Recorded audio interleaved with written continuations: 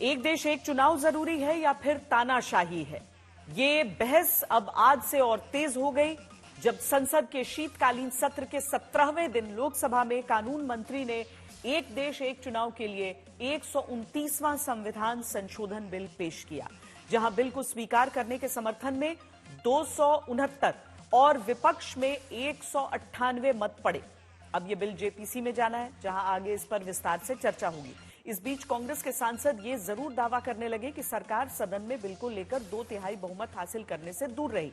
कांग्रेस के सांसद मणिकम टैगोर का दावा है कि लोकसभा में जितने सांसद मौजूद थे उनमें 2/3 के नंबर तक बिल के समर्थन में नहीं आए। माननीय सदस्य बालू साहब ने कहा कि इसको जेपीसी को दे देना चाहिए। जब ये संविधान सुधार का विधेयक, संवैधानिक संशोधन जब कैबिनेट में चर्चा में आया, तब प्रधानमंत्री जी ने स्वयं मंशा व्यक्त करी थी कि इसको जेपीसी को देना चाहिए। इस पर विस्तृत चर्चा सभी स्तर पर होनी चाहिए। इसलिए मुझे लगता है कि इसमें सदन का ज्यादा समय जाया करे बगैर, अगर मंत्री जी कहते हैं कि इसको जेपीसी को सौंपने के लिए वो तैयार है, तो जेपीसी में सारी चर्चा होगी और जब जेपीसी के रिपोर्ट के आधार पर कैबिनेट इसको पारित करेगी तब भी फिर से चर्चा होनी है। तो मैं मानता हूं कि माननीय मंत्री जी अगर जेपीसी में रखने की इच्छा व्यक्त करते हैं तो यहीं पर एक चीज समाप्त हो जाएगी। Anti-constitutional bill. It's against the federalism of our nation, and we are opposing the bill.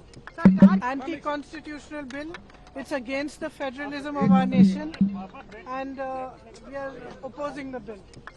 ये दोनों कानून संविधान और नागरिकों के वोट देने के जो उनकी संवैधानिक अधिकार है उस पर आक्रमण है और इसका हम पुरजोर विरोध करते हैं।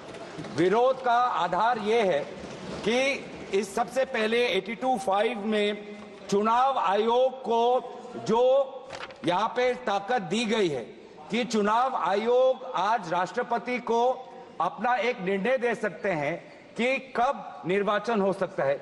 ये कभी भी इससे पहले चुनाव आयोग की ऐसी ताकत भारत के संविधान के निर्माताओं ने नहीं बनाया है। ये बिल पूरे देश के जो अलग अलग भेष, भाषाएं, संस्कृति, क्षेत्र की जो मान्यताएं हैं, जो हमारे संविधान निर्माताओं ने बहुत सोच विचार के मंथन अध्ययन करके ये संघीय ढांचा तैयार किया था और ये संविधान की मूल भावना को खत्म करके कैसे तानाशाही के रास्ते निकाले जाएं, इसके अलावा कोई काम ही नहीं बचा है।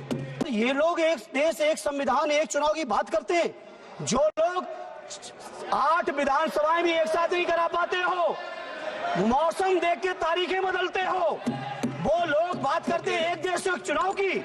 I oppose the 129th Constitution Amendment Bill. Clearly, most of my colleagues have made the 3 most important points, that this is completely against federalism and the Constitution of India. Sir, constitutional scheme makes it clear that once elections are conducted, the House should have a right to function for next 5 years. This is violation of basic structure, that such a provision is being done for administrative convenience, not for constitutional purpose. Sir, the principle of federalism means that states are not mere appendages of the center. States are not dependent on the union for their existence. This is the violation of federalism, sir. Sir, in conclusion, Parliament is not competent to make any law that violates fundamental rights or the basis of the Constitution, sir. This bill indirectly introduced a presidential style of democracy. This bill is based on maximizing political gain and convenience. This bill will finish off regional parties. This bill is only brought in to massage the ego of the supreme leader. Thank you, sir. I oppose this bill.